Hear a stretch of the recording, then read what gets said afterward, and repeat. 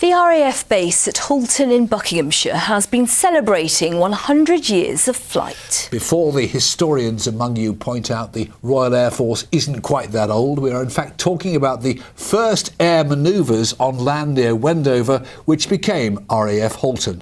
Chris Moore now takes up the story.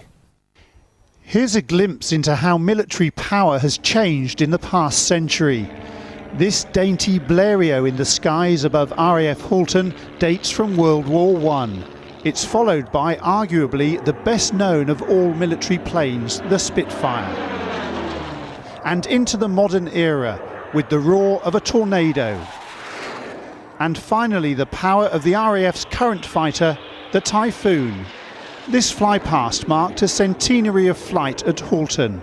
It was this week in 1913 that Alfred de Rothschild's estate hosted army manoeuvres and the landing of a plane.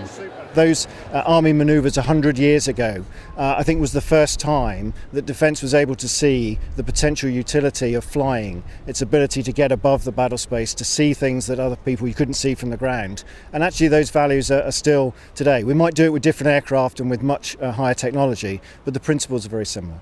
When the RAF was established in 1918, Halton soon became a centre for training.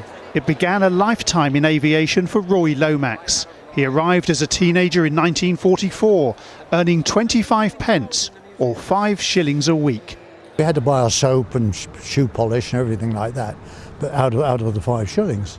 But you still had enough to buy lemonade and buns in the naffy and so on.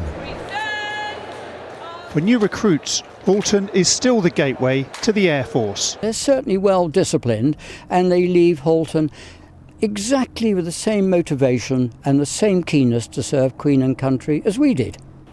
After 100 years of flying, this base is still a launch pad for lives in service. Chris Moore, ITV News, RAF Halton.